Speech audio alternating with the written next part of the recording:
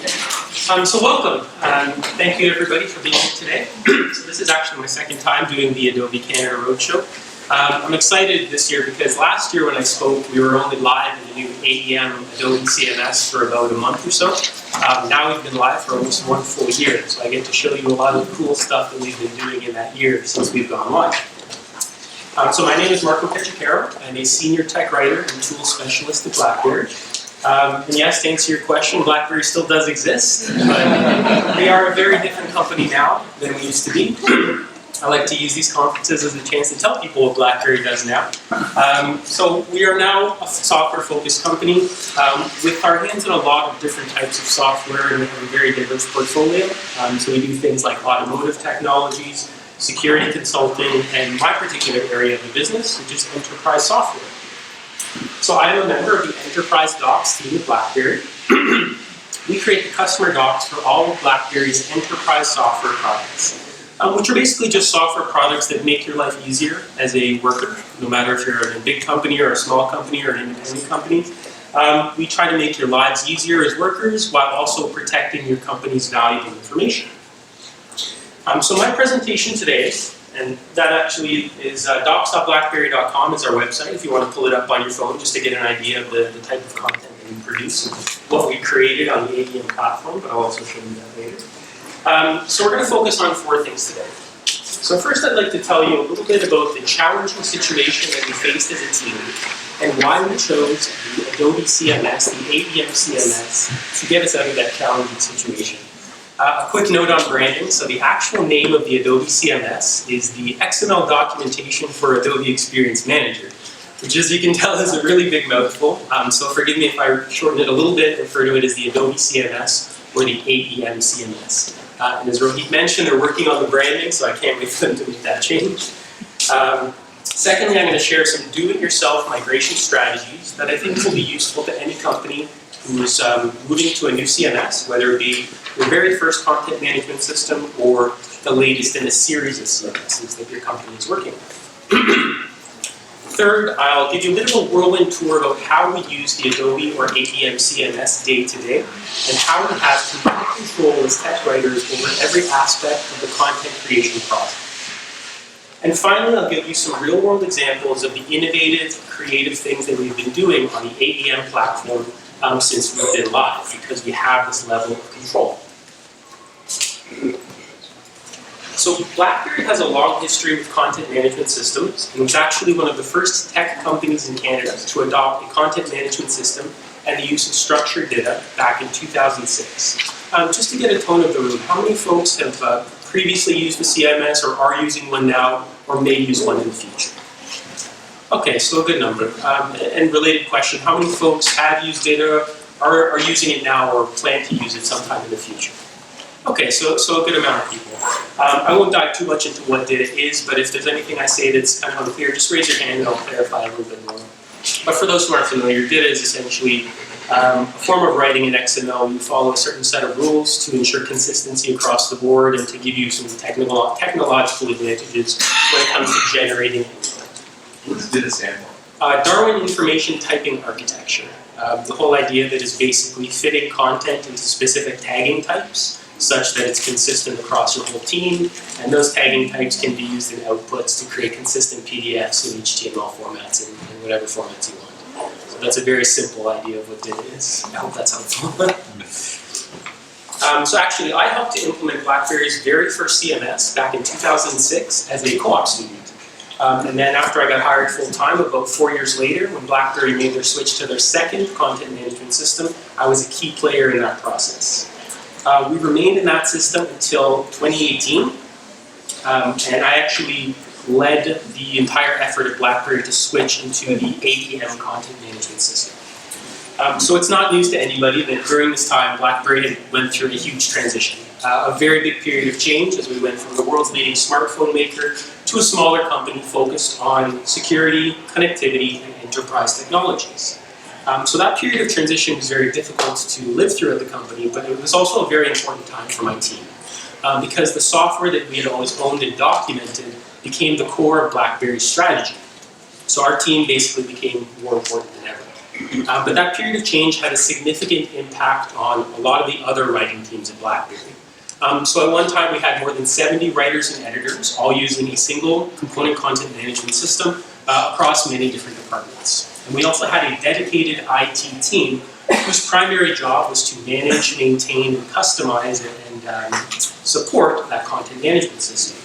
They had also created in-house a website to house the content that we created from that CMS. So as you can tell, this was a highly customized, complex solution that made sense at the time because we had a structure that existed to support it. When the company changed course, a lot of that corporate structure changed. There were several personnel changes, some people left the company, and those dedicated IT resources that we relied on were redistributed to other areas of the company. Now, after all those changes, our team was still lucky to have, fortunate to have many skilled, experienced tech writers, but the structure that we relied on to keep our technology and tools going no longer existed. So we could still produce content, and we still had a good CMS, but we lacked control over our tools and how we could present our content to customers. So our tools were stuck in stasis, while our products and customer needs were still evolving.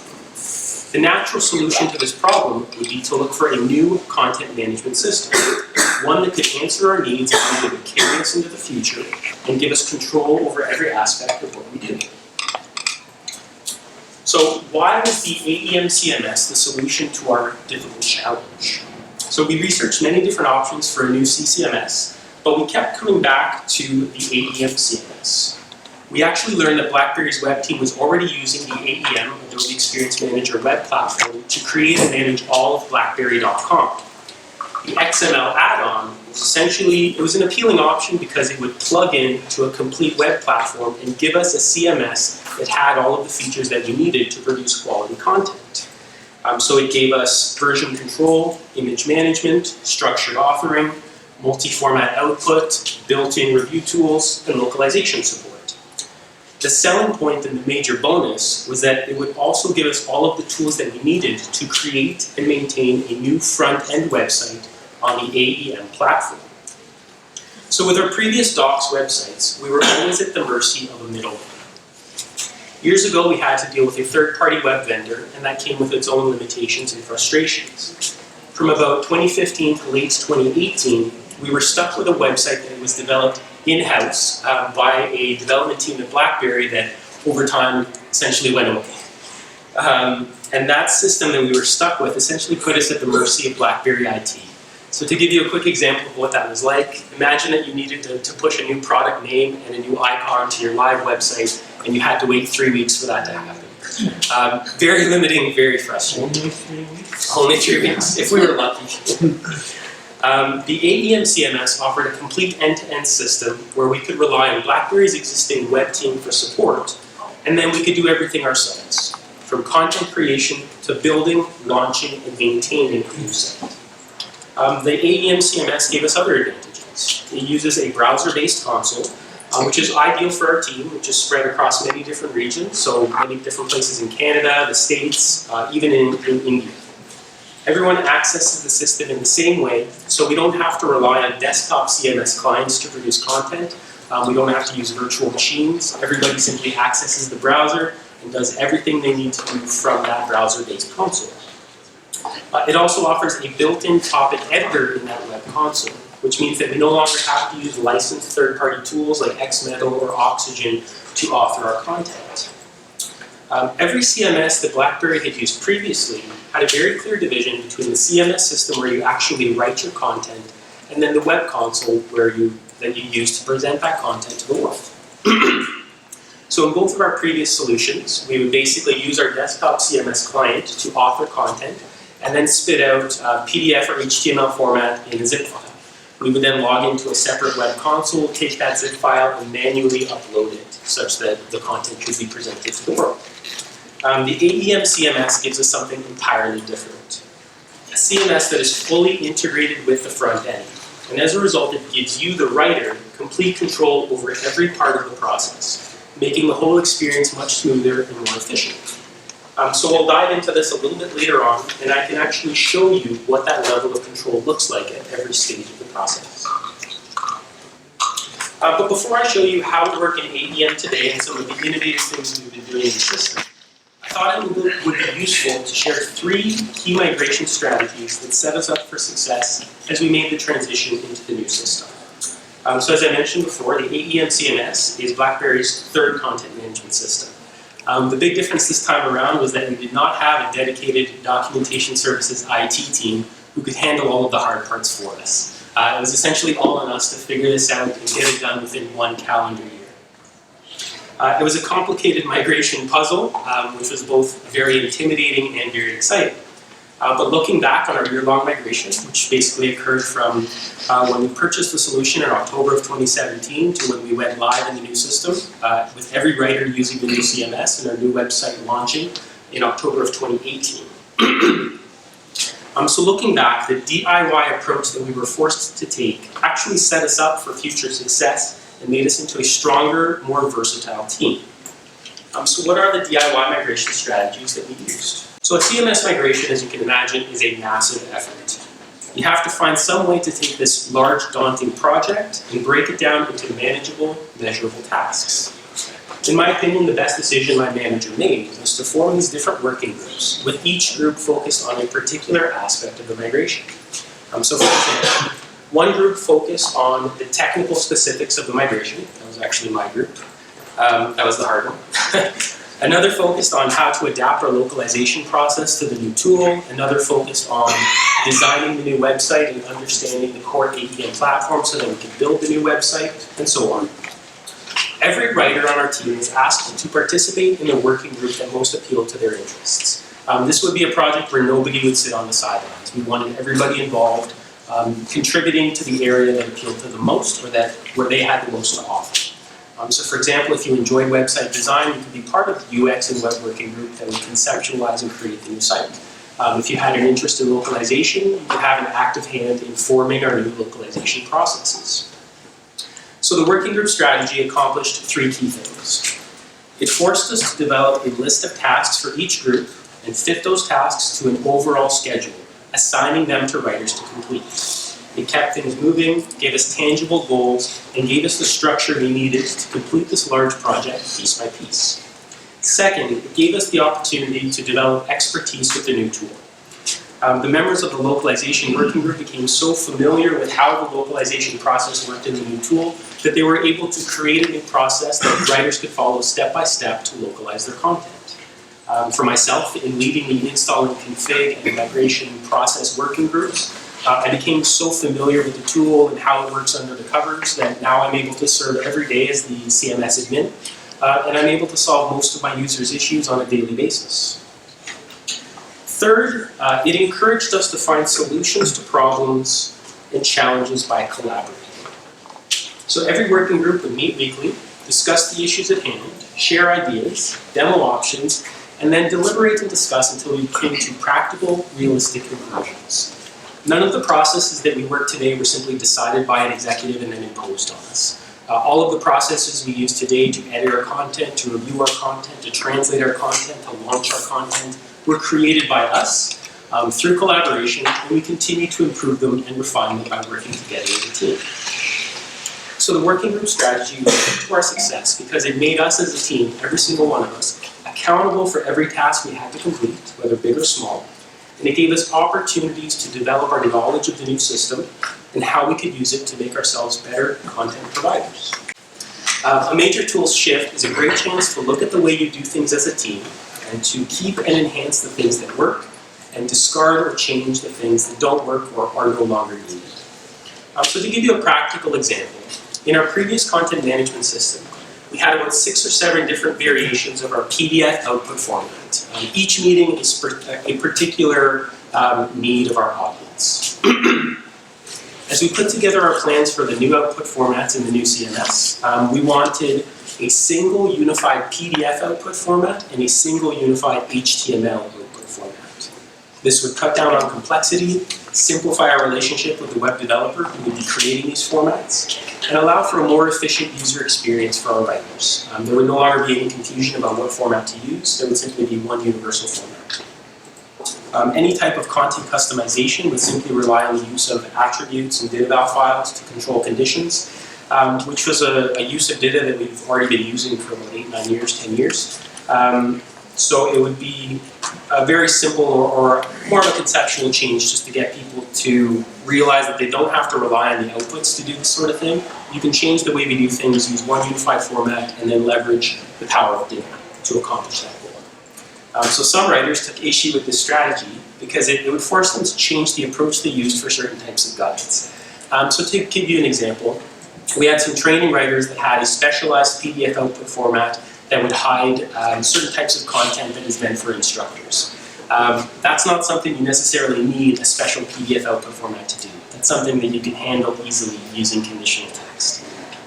So ultimately, it wasn't a question of whether we could achieve the goal of delivering customized content for a certain audience. It was more a matter of changing attitudes and helping coworkers realize that you don't need to do things in a certain way just because that's the way they've always been done. There are always opportunities to streamline technologies and processes, and a migration effort to a new system is the perfect time to put those into practice. So to give you a couple more examples of things that we streamlined in our movement to the new system. For images now, we've moved to one image format, .png, which we use for both PDF and HTML. This has made it easier for our writers to manage and store images in the system without sacrificing any type of quality for any of our output formats. And another good example, so in our previous CMS, we used to track the individual status of topics. So every single topic, we used to set the status to draft, review, complete, proofread, whatever the status was. As we moved into the AEM CMS, we found that the versioning and version control tools that it offered were a preferable method of tracking content states. So we did away with the overhead of tracking individual topic states.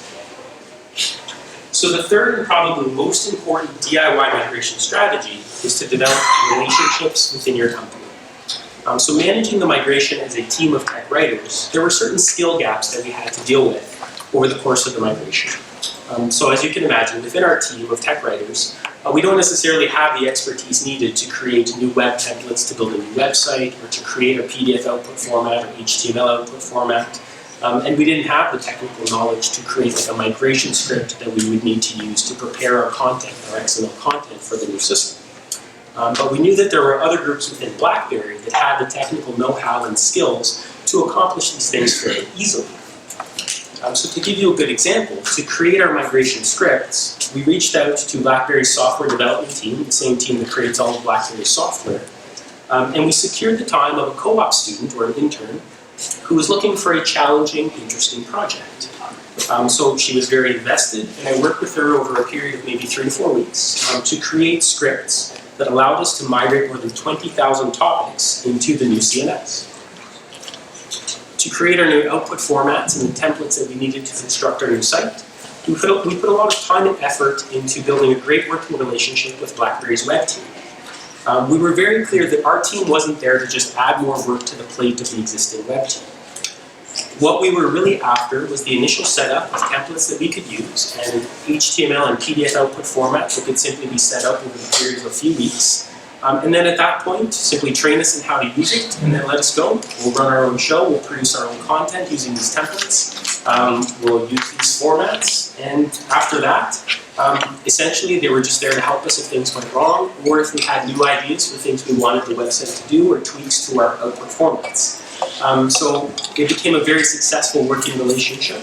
And in fact, it worked out to their benefit quite a bit because by adding the docs site to the larger BlackBerry.com AEM portfolio, they were able to break down silos and form better connections between the docs, between the marketing content, the sales contact forms, the support site, and so on. So the relationships that we built during the migration and that we continue to build now give us access to valuable skill sets within the company that have set us up for future success. So how has the AEM CMS given us the power to innovate? The answer to this question is actually quite simple. When you have control over your tools and your creative space, you then have the opportunity to innovate and experiment. So what I'd actually like to do now is give you a bit of a whirlwind tour of every step of our content creation process to give you an idea of how much control we have over every stage of it. So what I'm going to show you now is actually the built-in topic editor that we use within the AEM CMS. So I'm just going to log in. So this is the console that all of our writers use on a daily basis to create their content, organize their content, author our content. I'm jumping straight to the topic here. Regularly you would access a full structure where you've organized all of your topics and content in a specific way based on your company's standards. So this here is just a simple data task for creating a BlackBerry Intelligent Security Policy. So this is something I've written for one of BlackBerry's products. How many folks have used either XML or Oxygen or any type of XML content editor? Okay, so a good amount. The real benefit of this tool, in my opinion, it has parity with any other data authoring tool on the market today. It's very intuitive to anybody who has any type of experience with data. I would say too, for those who don't use DITA and are thinking of switching, don't let it intimidate you. DITA is actually very easy to use. Apologies for the delay here. I think it's just the Wi-Fi. It doesn't usually take this long. We'll just give it another second or so. And you'll see it in a second, but essentially what the tool allows you to do is see all of the DITA tagging in real time and author your content within it.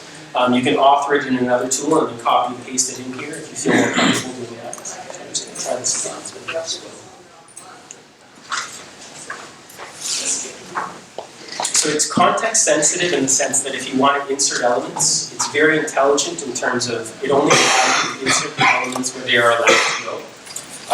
Like I said, they've recently added a XML tags on view where you can actually do all the tags and it gives you a better idea of how to structure your content. It's very predictive in the sense that if you're authoring within a paragraph, you press enter, it adds another paragraph for you. And it's the same thing in the treatment of steps, bulleted lists, it automatically inserts those things for you. It fully supports conditional text, so if you want to apply attributes for certain types of content, it's simple to do within the Properties tab.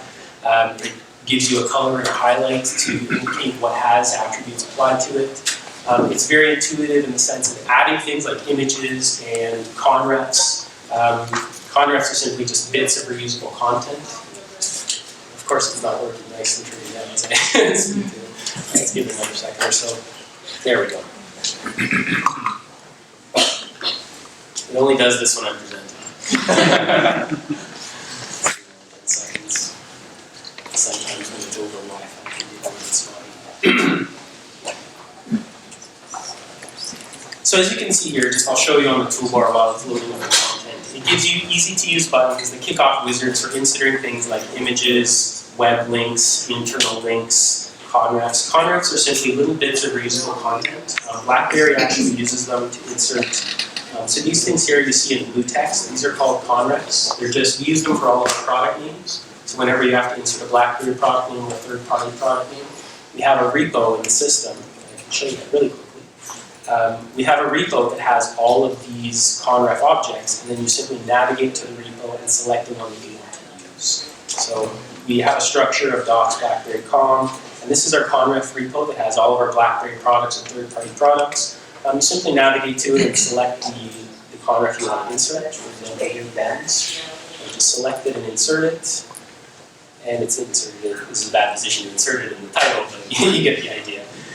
So in this way, the reason why we do this is single source, right? So you can define a piece of content once, insert it in a million topics, and then if that product name changes or that piece of content changes, you don't have to update a million topics. You can update it in one spot, and it's updated automatically in a million topics. I'll show you really quickly. If you wanted to apply conditional text to this particular paragraph, I can choose the product attribute and set it to, this is a preset list of conditions that I've set up. Should I just do this here? I'll show you one that's more kind of real. So if I set it to the platform attribute, and I want this particular paragraph to only apply to my iOS version of the guide, I've now applied my iOS attribute. So when I go to output this content, I can choose a file that chooses to expose iOS or hide iOS. So it gives you that level of content control. It's context sensitive in the sense that if I want to insert a new element within the steps and I go for the shortcut menu, these are the only data elements allowed at this particular position. But if I do it in a more kind of, in a position where a lot more elements are allowed, like within the context tab, or sorry, within the context element, I can use that shortcut menu, and you can see I have far more options as far as the data standard goes. So it's very intelligent in the sense that it tries to guide you along and make sure that you're inserting the right stuff at the right spot. If you're the type of person that likes to work within the source view and author within the source view, it has full support for that as well. It's very intelligent in the sense that if you muck things up and you put stuff in the wrong spot or forget a closing element, it tells you that and it prevents you from seeing it. So it's very smart in that way. It also offers full version control. So what I'll show you quickly is, this is live content that I've created. Over time, I've versioned it multiple times. Typically, you want to version it when you release the content, so for all time, or however much you want to save it for. So this particular topic, I've versioned it about 3 times. If you want to view old versions of the content, you can simply use the preview option. It'll load it up, and you can see what the state of the content was at that time.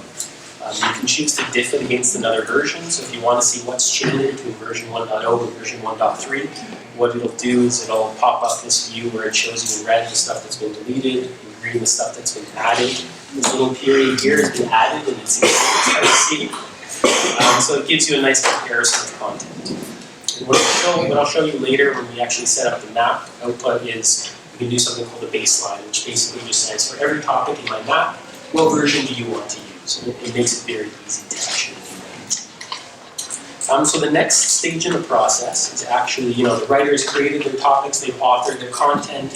You want to get that content reviewed by your technical editor or by a peer. So the ADM CMS offers an out-of-the-box review tool to do this. So I'm just going to log into a different environment so I can show you what that review process looks like.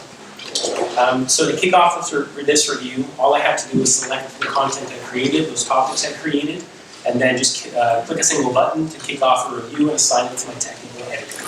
So when my technical editor gets this review in his inbox, he opens it up, and this is the dedicated review mode. So it has the review features you would expect of an Adobe product. You can add highlights, strike-throughs, you can add text, you can add comments.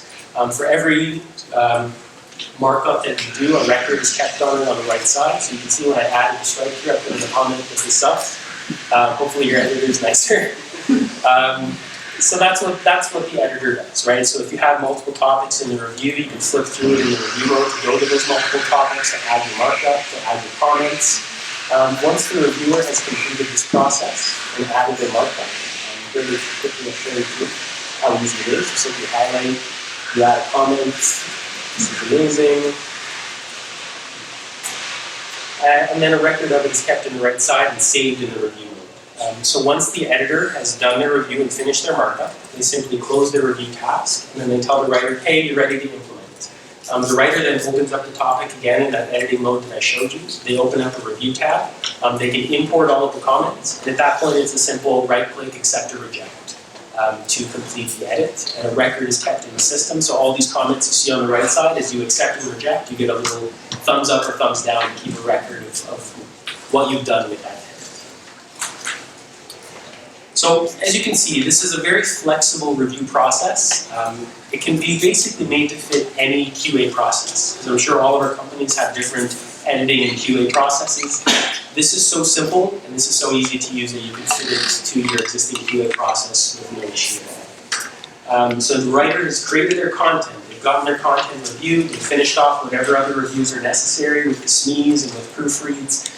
Now they are actually ready to build their map so that they can generate their final output.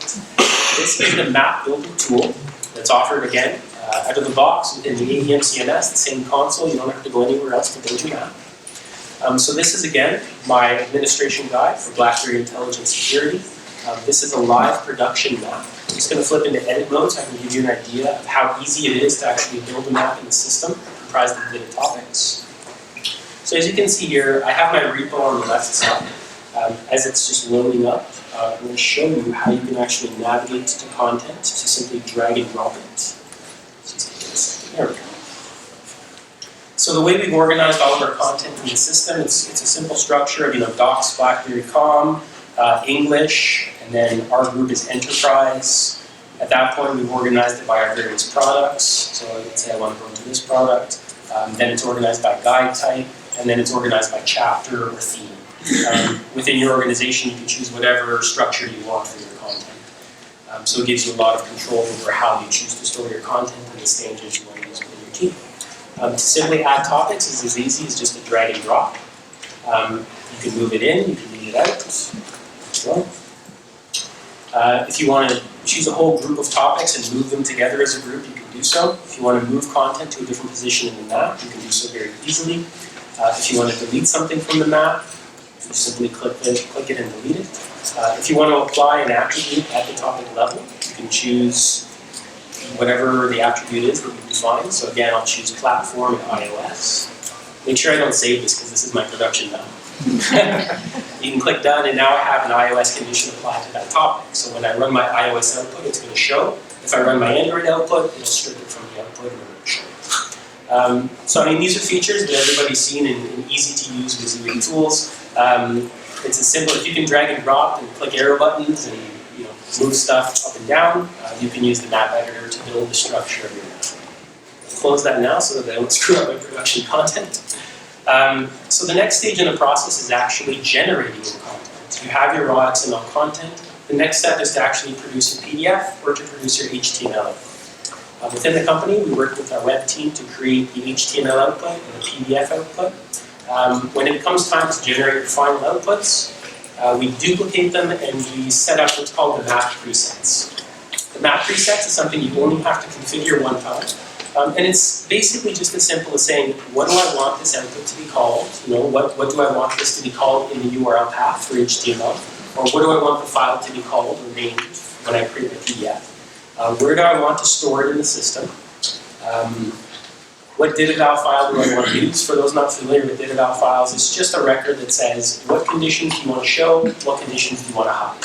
So using that example of iOS, my data file would say hide iOS and show Android, or show iOS or show Android and hide iOS, and you would set these up beforehand. And then you select what's called a baseline. And a baseline is just your version control mechanism.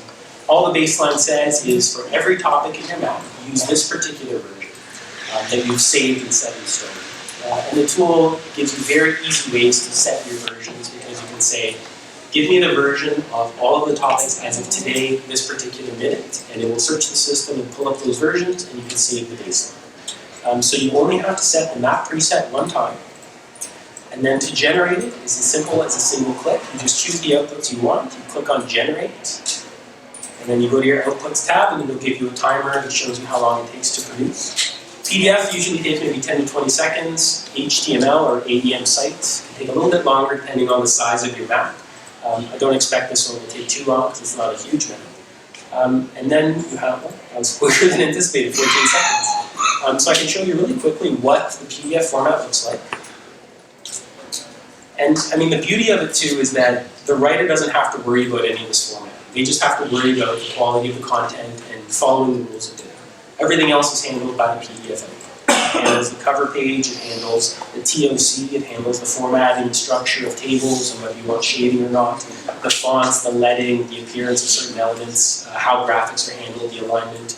This is all handled by the output format. The writer doesn't have to worry about this stuff. Similarly, we have our HTML format, which is ADM site. So this is the HTML content that you can see on the website when we actually promote it and push it to the live site. Again, all of the formatting is handled by the output format. It's consistent with the style and feel of BlackBerry.com, the docs.blackberry.com. And the true benefit of this ADM site format is that it relies on the CSS of the ADM web platform. So our web team has created a CSS that determines the look and feel of our website. So if we want to make certain changes, like redesign the table of contents, which we actually did a couple months ago, or if we want to change fonts, leading, font sizes, the structure of tables, how tables look and feel, anything at all, once we test that and push it to the live site, it applies retroactively to all of the content that we've posted previously. So we don't have to make a format change for HTML. We don't have to regenerate our content and repost it. Having it rely on the CSS is a massive benefit. So at this point, the writer now has completed their content, they've built their map, they've generated their final output.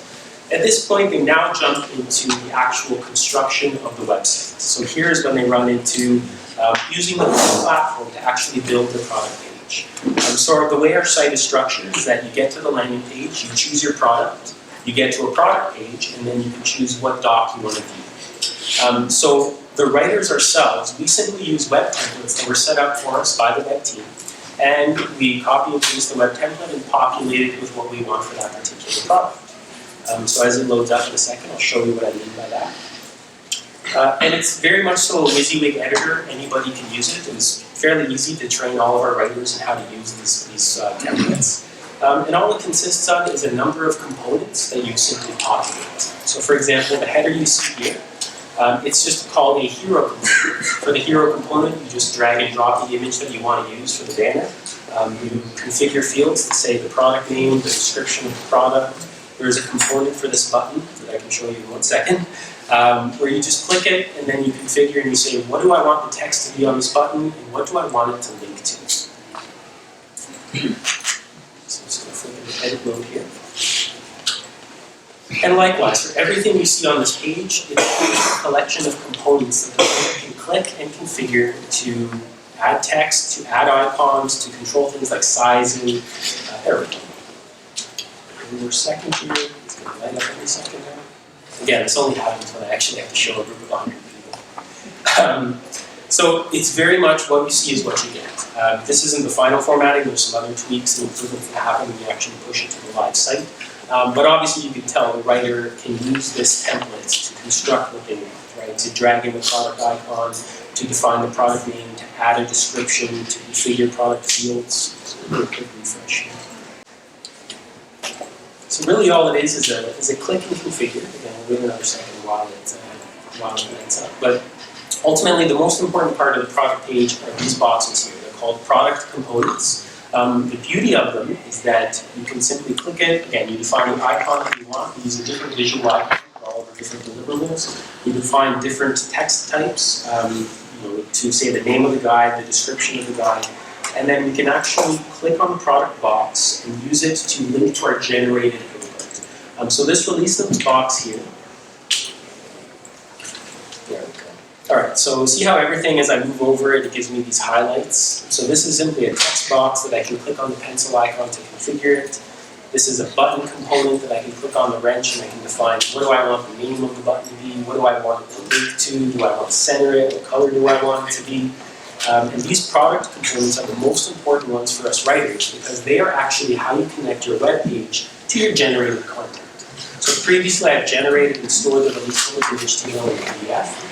Once I create my product page, I can simply connect it to my generated output.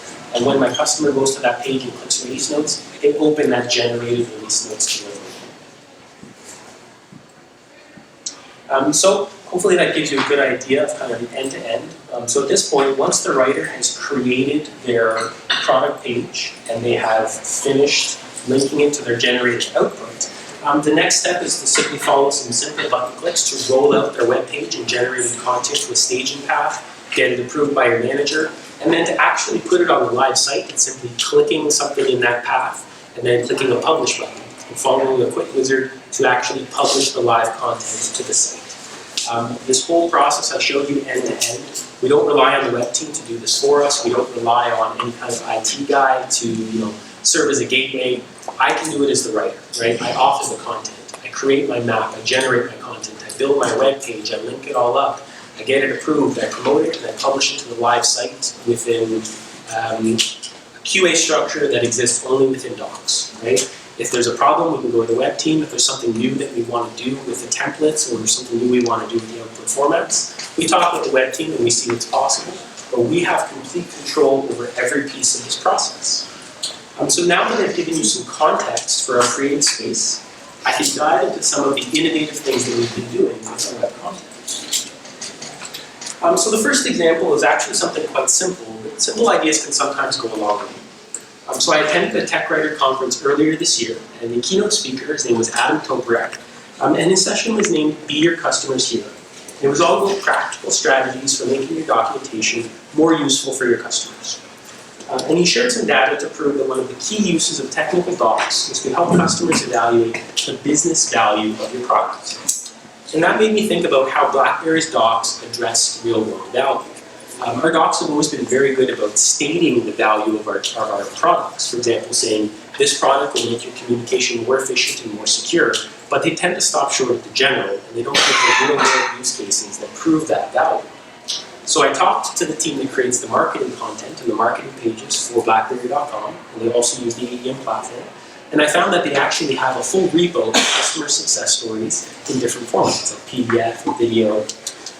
So what I decided to do, and again, one of the goals of this whole project in setting up our new website is to break down silos and form better integration between the docs and other teams, especially marketing. So I realized that I had the tools at my disposal to very easily link the docs content to the marketing content. So we actually added a visual link from our product pages to that customer success repo. It was extremely easy to do from an ADM perspective because we had a component that already existed on those product pages. So all we had to do was decide on what visual link do we want to add, what do we want it to look like, what text do we want it to show on the button. And then from that point on, all I had to do was configure a link to point to the repo. So if you're a customer and you're evaluating our flagship product, BlackBerry UEM, and you're looking at the product page in the docs, you now see this See Customer Success Stories visual link. You can click it, and it will immediately bring you to our repo of customer success stories, where you can see numerous real-world cases that demonstrate the value of this product. So there was no development work involved. This literally took, once we decided on an image to use, it literally took me minutes to add this to all the different product pages. So with very little effort, our product pages now offer a prominent link to customers who care about the real world value of the products, and they can get that information very efficiently. So the next thing I can show and talk about is actually how we use metadata to improve the search experience. So we use the Cabello search engine, and we implemented it about a month after we went live, so about November of last year, after we launched docs.blackberry.com. The search was good, but it was a basic keyword search, right? You could do a search, but the search result did not necessarily tell you what specific product that result was for, what version of the product, what is the associated guide. There were no filtering options that would allow you to pare down the search results. So what we realized was that we needed metadata. Right? We needed to leverage metadata so that the search engine had something to latch onto and that it could give our customers more options to filter through search results and find what they were looking for. The real problem for our team was one of time and scale. So we have tens of thousands of topics that we've migrated to the live site, and implementing a detailed metadata taxonomy at the topic level would take a very long time. And it was, there was an immediate need to improve search as soon as possible for the interests of our customers. So we actually explored another way to allow the search engine to get and leverage that metadata. As we were developing our web and PDF output formats, we worked with our web developer to essentially define some custom metadata fields that writers could simply use to determine what would be the product name, the version, and the subtitle that would appear on the title of PDFs and above the table of contents in our HTML output. So within maybe a day or so, we did a little bit of custom work to add this DITA tab. So this is in the properties of a DITA map. The map builder I showed you earlier is where you create the map. So all you have to do is go into the properties, and on this DITA tab, we have these 4 fields for product name, guide type, subtitle, and version. For this particular guide, there is no subtitle and there is no version because it's a cloud-based product. So once the writer fills this in, once they generate their PDF output, this information is what appears on the title page. So BlackBerry Intelligent Security Administration Guide. And then the HTML, this is the information that appears to the left above the table of contents, and it is always visible regardless of where you are in the guide. So regardless of how deep you dive into the guide, you will always see this information. So, what we realized was that the metadata we wanted the search engine to use was already there, because this was a necessity in creating our output formats. So we simply worked with the search engine vendor to create a web crawl that would identify this information and associate it with the pages that would appear in search results. We then worked with our web developer to kind of put 2 and 2 together, and then to just get this type of metadata to be associated on the back end, and then to display this metadata with our search results and add filtering options. And I can show you what that looks like on our live site. So this is just a simple search that I launched from anywhere on our site. I use the keywords activating a user.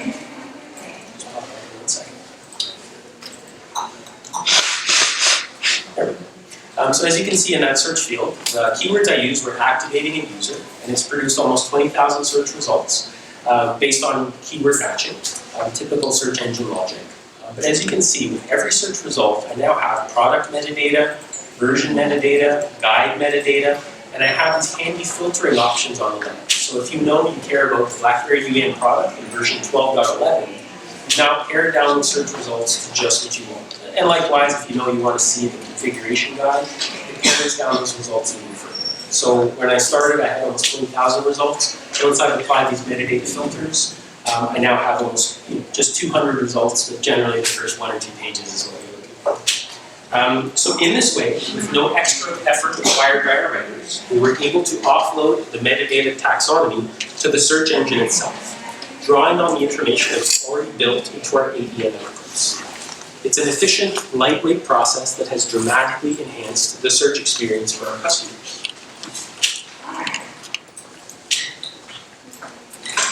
The next one I can touch on briefly is our context help strategy. So we don't build our docs and integrate them into the actual software. The strategy we've used for context help for quite some time now at BlackBerry is to add icons to our products, where you click them and then the customer is brought to the relevant topic on our site. In our old website, this was easy to do via direct links because the old site had a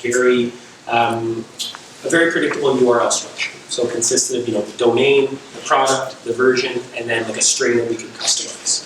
So we could work with development to simply add those direct URLs into the software and then just build some logic for specifying the version of the language.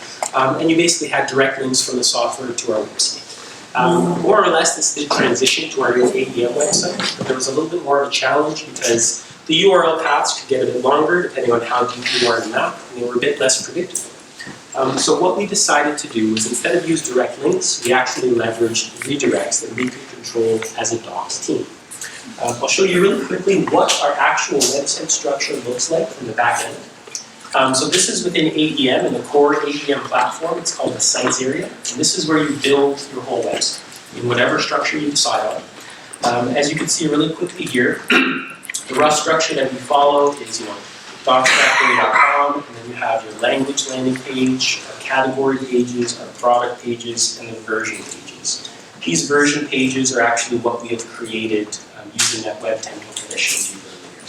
So we have these context-sensitive help pages where we define, in this case, there's about 50 different redirect pages. And all these redirect pages are simply an object that defines a custom URL path, so I can create whatever URL I want. And then I can give that to my developer. The developer implements certain logic that inserts the language code and that inserts the particular version of the product. And then when the customer clicks that link, that question mark icon, it uses that static URL, it hits the redirect on our site, the docs is created and promoted onto the live site, and then it gets redirected to the content that applies to that particular screen in the UI. They get zipped to the redirect and then immediately jumps to, they don't see the jump because it's immediate, but it goes directly to that particular web topic. The real beauty of this is the fact that I have complete control over this as a writer. I can work with development, I can give them the URL paths to implement. I don't have to rely on IT, I don't have to rely on the web team. These redirects are not stored in a text file sitting somewhere on the server. We have direct control. Right? If there's an issue with one of the redirects, I can jump in there, fix it, and publish it in a matter of 2 minutes. So it's complete control over the context help experience. Now we're going to do some cooler stuff as well. So AEM has given us the ability to experiment with content design and architecture. So one of the things that our manager kind of charged us with as we completed our transition into the new system was to do something called breaking down the monolith. So we have certain guides, and one particular guide that over time grew into a bit of a beast of a document. So this is the 12.10 UEM guide. The reason why this guide was so massive is because this project has existed for about 15 years, it's been rebranded many times, many features have been added over time, and the guide just continued to grow and grow. So it consisted of thousands of HTML pages, and if you opened up the PDF, this is the name our customers prefer, the page count actually ended up being shy, and you can see how long it takes to load because it's a large PDF. The page count is just 3 pages shy of 500 pages.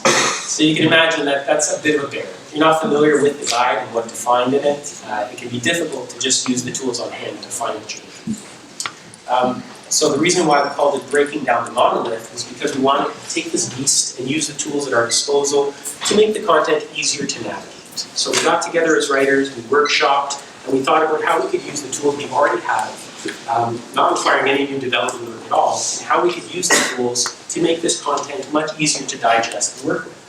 So what I can show you is how that content is redesigned for the subsequent release, 12.11, which actually went out the door, I think at this point maybe 2 months ago. So the experience now, when you're on the BlackBerry UVM 12.11 page, when you click on the administration block, it doesn't just open this massive monolithic file. It now opens an AEM subpage, and that massive guide, and that one massive map, has now been broken down into individual maps that focus on different chapters of the guide and different subject areas of the guide, with intelligent linking between the content. So if you go into the administration block and you're interested in managing users and groups, you can access that content, and now your TOC is much smaller and easier to navigate. If you're viewing the PDF, you're dealing with a doc that's maybe only 44 pages, exactly, I think that's what it is. So it's much easier now. 44 pages, it's much easier for you to work with and navigate. So we didn't have to really do much as far as the tools go to make this happen. Right? We have all of the tools in our toolbox. It was just a matter of thinking about how we can use these tools in creative, experimental ways to make life easier for our customers. And this also made things easier for the writer, because when the writer had to make an update in the previous monolithic guide, they had to respin this 500-page PDF in HTML, which can take a very long time. Now they just have to work within these individual maps, make targeted updates, and just respin that one piece of content. So it makes it easier for customers and easier for writers.